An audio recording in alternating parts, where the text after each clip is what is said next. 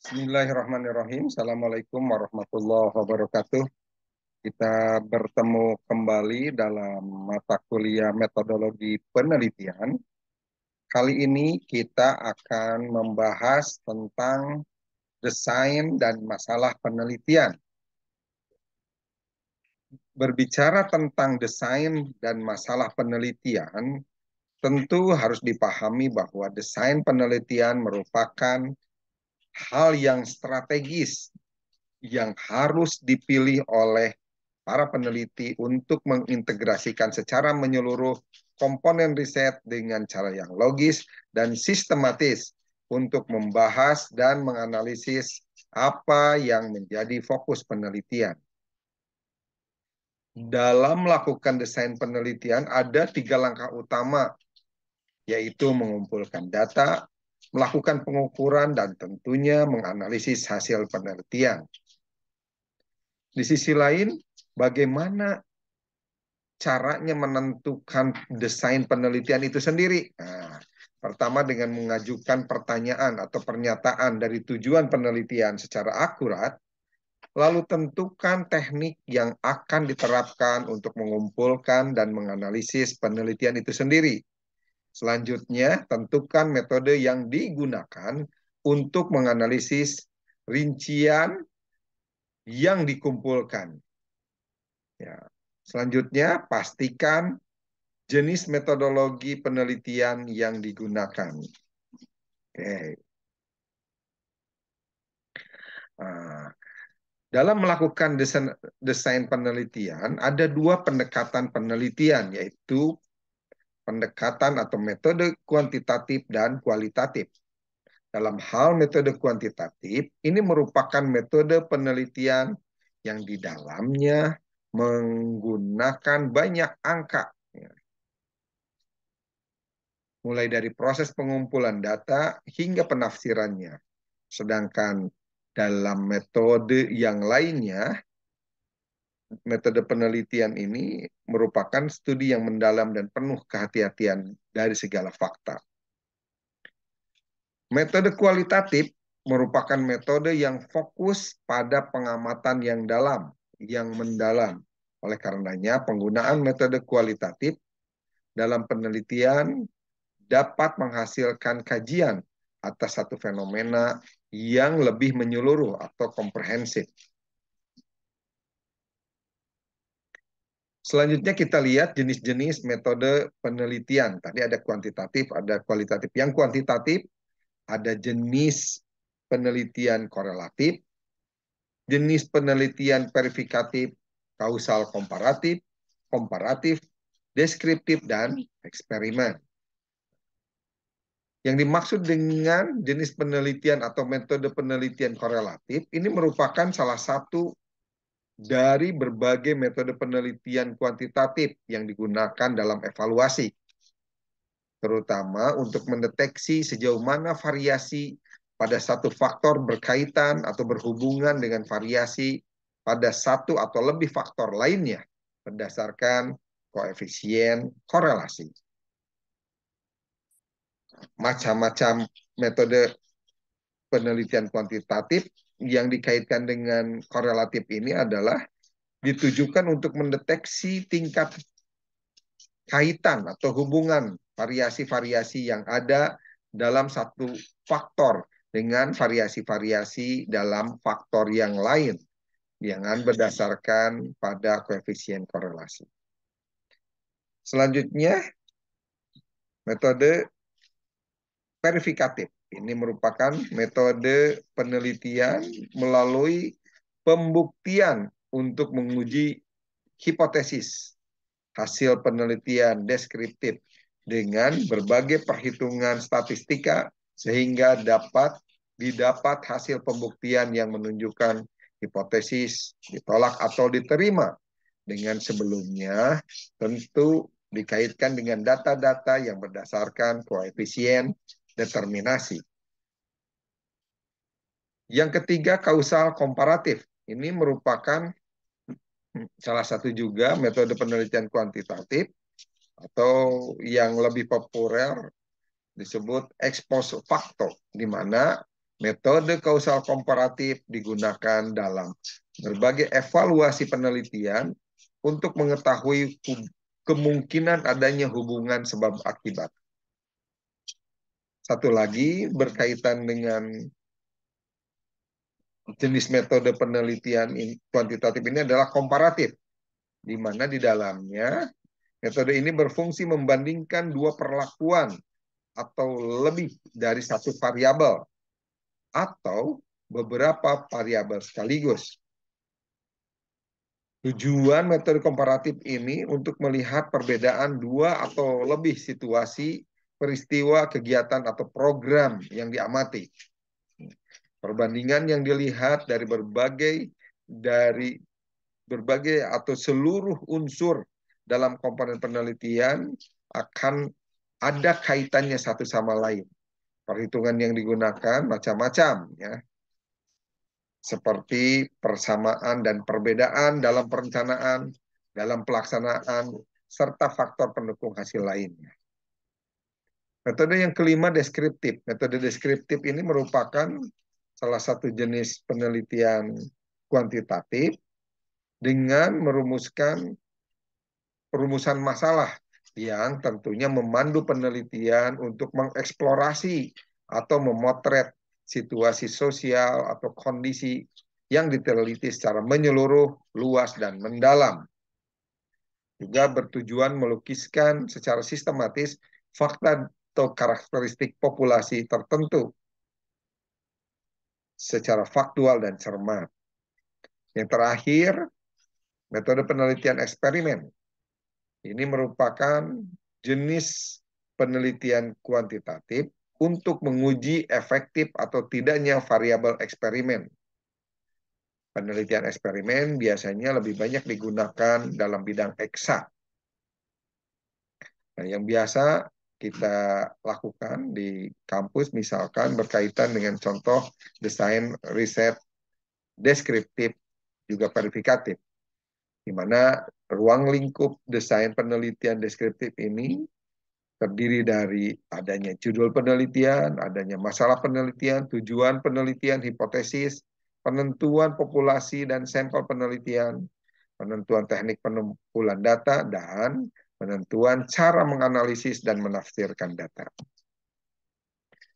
Selanjutnya, bagaimana karakteristik dari penelitian metode kuantitatif? Nah, harus diperhatikan bahwa metode penelitian kuantitatif ini menggunakan pola berpikir deduktif. Di dalamnya diteliti dengan langkah-langkah yang rasional, empiris, atau top-down, yang berusaha memahami satu fenomena dengan cara menggunakan konsep-konsep yang umum untuk menjelaskan fenomena yang bersifat khusus. Yang kedua, logika yang dipakai adalah logika positivistik dan menghindari hal-hal yang bersifat subjektif. Jadi, berbicara penelitian sama dengan berbicara data, sehingga didapat fakta yang ada. Proses penelitian mengikuti prosedur yang telah direncanakan, jadi terstruktur. Tujuan dari penelitian kuantitatif untuk menyusun ilmu nomotetik, ya, yaitu ilmu yang berupaya membuat hukum-hukum dari generalisasi dan pengumpulan data secara umum. Subjek yang diteliti, data yang dikumpulkan, dan sumber data yang dibutuhkan, serta alat pengumpul data yang dipakai harus sesuai dengan apa yang telah direncanakan sebelumnya. Lalu pengumpulan data dilakukan melalui pengukuran dengan menggunakan alat yang objektif dan baku. Selanjutnya, yang ketujuh, melibatkan perhitungan, angka, dan kuantifikasi data. Lalu juga peneliti menempatkan diri secara terpisah dengan objek penelitian dalam arti dirinya tidak terlibat secara emosional, karena ini berbicara data yang didapat dari subjek penelitian. Lalu juga analisis data dilakukan setelah semua data terkumpul. Dalam analisis data, peneliti dituntut memahami teknik-teknik statistik. Yang ke-11, hasil penelitian berupa generalisasi dan prediksi, lepas dari konteks waktu dan situasi. Artinya, hasil dari penelitian ini berlaku untuk waktu dan situasi yang berbeda di tempat lain. Penelitian jenis kuantitatif disebut juga penelitian ilmiah karena terukur. Ya. Selanjutnya, metode kualitatif ini memiliki karakteristik pertama, menjawab masalah khusus yang diangkat dari konteks penelitian. Masalah khusus dalam penelitian disebut juga fokus. Fokus yang diteliti lebih mengarah pada proses daripada hasil. Meneliti fokus yang sifatnya unik menggunakan latar penelitian yang alamiah. Di sisi lain, manusia atau peneliti sebagai alat atau instrumen kunci dalam pengumpulan data. Selanjutnya, rancangan penelitian bersifat sementara, tidak memberikan atau mengajukan hipotesis atau dugaan sementara sebelumnya. Tidak menggunakan konsep sampel, pemberi informasi disebut informan, pengamatan, wawancara, dan analisis dokumen sebagai teknik utama dalam pengumpulan data. Lalu data bersifat kualitatif, analisis data secara induktif, di mana di dalamnya lebih menguatkan pada unsur kredibilitas, transferabilitas, auditabilitas, konfirmabilitas dalam melihat keabsahan data. Selanjutnya, analisis data dan pelapornya bersifat deskriptif dengan teori dasar yang digunakan. Kalau kita melihat di sini perbedaan dari kuantitatif metode dan kualitatif metode, diibaratkan jika seseorang melakukan penelitian tentang mengapa hanya 30 es krim ya, yang diambil atau dibeli orang. Nah, ini yang kuantitatif ya. Padahal di sini es krimnya gratis. Nah, kalau metode kualitatif ini mempertanyakan bagaimana perasaannya jika melihat atau ada yang menawarkan es krim gratis. Nah, ada yang menjawab excited ya, atau juga ada yang menjawab hati-hati atau takut juga. Apakah ini es krimnya bermasalah atau expire atau apa? Nah, mengapa ada sudut pandang yang berbeda antara begitu gembira dan begitu khawatir? Nah, ini yang membedakannya. Lalu di sisi lain, kuantitatif datanya lebih terstruktur dengan menggunakan statistik analisis, lalu menggunakan di dalamnya ada objective conclusion, kesimpulan-kesimpulan objektif nah, berdasarkan survei dan eksperimen. Sementara penelitian kualitatif, datanya tidak struktur, ada summary, lalu juga lebih subjektif dalam kesimpulan, konklusi, subjective conclusion, dilakukan dengan interview, lalu juga fokus grup dan observasi penguatannya. Selanjutnya kita lihat masalah penelitian. Apa yang disebut masalah penelitian? Di sini diartikan sebagai suatu kesenjangan atau gap antara yang seharusnya dengan apa yang terjadi tentang sesuatu hal. Atau antara kenyataan yang ada atau terjadi dengan yang seharusnya ada atau terjadi, serta antara harapan dan kenyataan. Selanjutnya, penemuan masalah secara formal dapat diperoleh dari rekomendasi penelitian, analogi, renovasi, dialektika, morfologi, dan dekomposisi serta agregasi. Di sini kita pahami bahwa rekomendasi penelitian di dalamnya terdapat masalah yang didapat dari dan diperoleh dari rekomendasi hasil penelitian orang lain, di mana pada bagian akhir sebuah publikasi jurnal seorang peneliti biasanya mencantumkan kesimpulan, saran, dan keterbatasan. Lalu juga dalam menemukan masalah bisa menggunakan analogi yang merupakan cara mengadaptasi masalah dari satu pengetahuan dan menerapkannya ke bidang pengetahuan baru dari sisi peneliti. dengan adanya persyaratan bahwa kedua bidang tersebut harus memiliki kesesuaian dalam hal-hal yang penting. Selanjutnya, bisa melalui renovasi, di mana ya, dalam pendekatan formal ini metode menemukan masalah penelitian, ya ini dengan cara mengganti, mengurangi, atau menambahkan unsur-unsur baru guna meningkatkan kebenaran satu teori.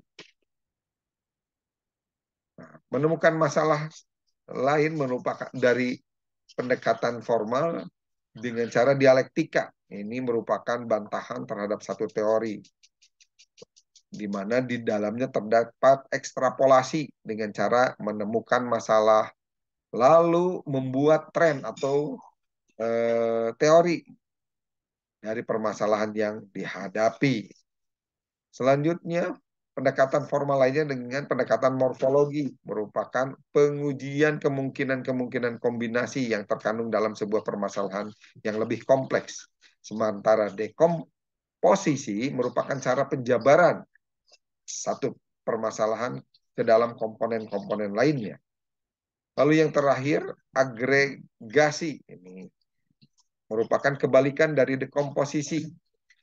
Peneliti dapat mengambil hasil-hasil penelitian dan teori dari beberapa bidang atau beberapa penelitian dan mengumpulkannya dalam bentuk permasalahan yang lebih rumit dan kompleks. Bagaimana penemuan masalah yang dapat ditemukan dengan pendekatan non-formal? Tadi formal, sekarang non-formal. Ya, pendekatan yang berkaitan dengan konjektur, di mana di dalamnya terdapat permasalahan yang ditemukan dengan naluriah, ya, tanpa dasar-dasar yang jelas. Lalu juga bisa dengan pendekatan fenomenologi, ya, di mana di dalamnya menemukan masalah-masalah baru yang berhubungan dengan fenomena-fenomena yang dapat diamati. Bisa juga pendekatan non-formal ini secara konsensus, di mana terdapat penemuan permasalahan dari kesepakatan-kesepakatan. Misalkan kesepakatan para ahli dari satu bidang yang sama. Pendekatan non-formal lainnya dari pengalaman yang merupakan sumber permasalahan yang didapat dan dijadikan kajian penelitian, baik pengalaman gagal maupun pengalaman sukses di masa lalu. Oke, selanjutnya bagaimana merumuskan masalah. Setelah peneliti mampu mengidentifikasi dan menemukan masalah, penelitian langkah selanjutnya adalah harus merumuskan masalah itu sendiri dengan tepat. Faktor yang harus diperhatikan dalam merumuskan masalah adalah adanya data dan metode untuk memecahkan masalah tersebut, lalu terdapat batas-batas masalah yang jelas, adanya alat dan instrumen yang digunakan untuk memecahkan masalah, lalu merujukkan teori yang relevan, yang sudah mapan dan teruji, serta hasil penelitian terdahulu yang relevan dan mendukung hipotesa. Nah, dapat juga diselesaikan secara tuntas. Oke. Pada akhirnya kita harus tahu bagaimana masalah penelitian yang baik itu. Yang pertama tentunya yang orisinil, asli, belum ada atau belum banyak orang yang meneliti. Yang kedua, berguna dan bermanfaat bagi ilmu pengetahuan dan masyarakat, dapat diperoleh dan dijelaskan dengan cara-cara ilmiah. Penelitian yang jelas, padat, dan tidak ada penafsiran yang lain terhadap masalah tersebut. Lalu dirumuskan dalam bentuk kalimat tanya atau pernyataan, bersifat etis, ya, artinya tidak bertentangan dengan norma, kaidah, dan aturan. Demikian pembahasan kita kali ini mengenai bagaimana memastikan kita mampu mendesain dan meneliti permasalahan dalam sebuah penelitian. Sampai jumpa di pertemuan selanjutnya. Terima kasih. Assalamualaikum warahmatullahi wabarakatuh.